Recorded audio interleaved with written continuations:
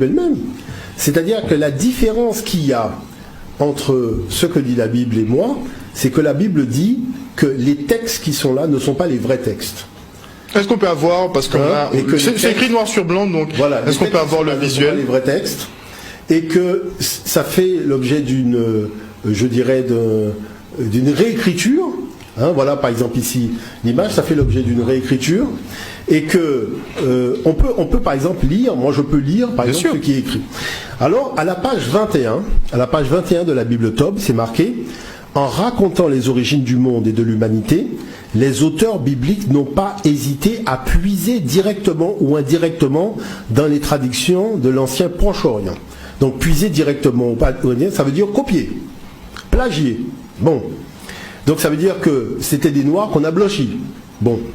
Les découvertes archéologiques depuis plus d'un siècle montrent en effet qu'il existe plusieurs pages. Il existe entre les premières pages de la Genèse et des textes lyriques, sapiento ou liturgiques, de Sumer, c'est-à-dire la tradition des Noirs élamites, de Babylone, la tradition des Noirs chaldéens, de Thèbes, de la tradition des Noirs égyptiens, ou d'Ougarit, c'est-à-dire les Cananéens, bien des points communs. Mais quand on dit bien des points communs, il y a une chose qu'il faut dire, c'est pas la même date. Parce que quand je prends le texte de l'Égypte, je suis pratiquement 5000 ans, 4 à 5000 ans avant l'arrivée d'Alexandre le Grand. Donc on ne peut pas dire des points communs, parce qu'il y a un ancien texte qui a été copié et qui a donné les versions que nous avons aujourd'hui. Bon, mais regardez ce que la Bible dit. Ce fait n'a rien d'étonnant quand on sait que le pays où Israël s'est installé a été largement ouvert aux influences étrangères et que le peuple de Dieu a été lui-même en relation avec ses voisins.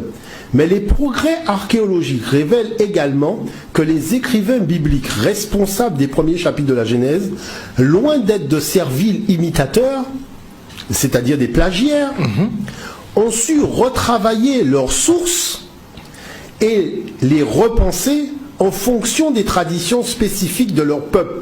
C'est-à-dire qu'on fait une tradition matriarcale transgressée dans le patriarcat. C'est-à-dire une tradition où Dieu crée l'homme et la femme, ça part dans une tradition patriarcale où c'est la femme qui sort de la côte de l'homme. Il faut voir l'affaire. Vous voyez ?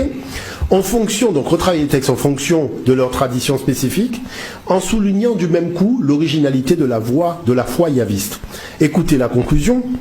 Il reste que la comparaison entre les textes bibliques et les récits relatifs à l'origine du monde et aux héros de l'Antiquité ne manque pas d'intérêt.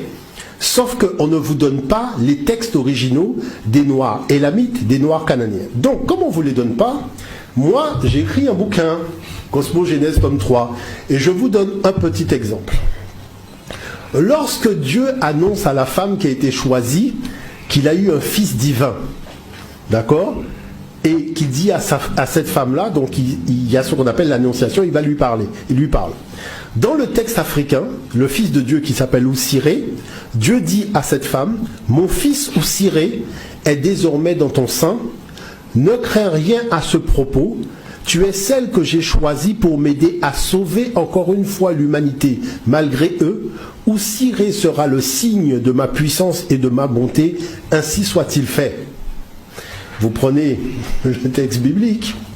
Sois joyeuse, toi qui as la faveur de Dieu, le Seigneur est avec toi. Voici que tu vas être enceinte, tu en fêteras un fils et tu lui donneras le nom de Jésus. L'Esprit Saint viendra sur toi et la puissance du Très-Haut te couvrira de son ombre. Mais déjà, l'expression te couvrir de son ombre, c'est une expression de l'Égypte ancienne. Parce que Pianki, le roi Pianki, l'a utilisé cette expression. Voyez ? Donc, vous voyez bien que non seulement c'est intriguant, parce que quand la Bible dit que ce sont les mêmes textes qui ont été retravaillés et transgressés, moi ce que j'essaye de vous expliquer au-delà de tout ça, c'est qu'au départ, ce qu'on appelle les saints chrétiens, c'était des divinités africaines noires, charbon, vélo, solex. Il faut être très clair, vous voyez l'affaire ? Et c'est parce que les Occidentaux sont des locodermes, et les Sémites sont des Sémites, qu'ils ont tout simplement refait les représentations, je dirais, un peu à leur image, en blanchissant, donc toute la Vierge Marie, tout ça, c'est des personnages qui ont été blanchis. Mais la version blanche n'existe pas en réalité. Parce que vous êtes obligé de vous référer à l'original. Et eux-mêmes le précisent. Mais là où c'est fort, c'est que ce que dit la déesse noire est exactement ce que dit la déesse blanche.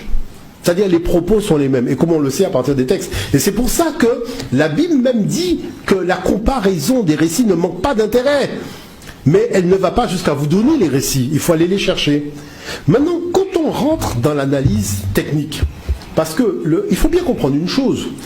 Nous, on est dans une analyse qui est scientifique, c'est-à-dire une analyse technique, une analyse historiographique. À partir du moment où vous êtes sérieux, c'est-à-dire, je ne parle pas de gens qui sont dans la fantaisie ou dans la fable, c'est-à-dire que vous êtes sérieux et que vous analysez le texte par rapport à la chronologie historique et aux faits scientifiques, vous vous rendez bien compte que ce qu'on essaye de vous dire ne tient pas face à la démonstration scientifique. Et je voudrais prendre un exemple, Thomas Romer. Thomas Romer, donc ce serait bien de prendre le temps de l'écouter.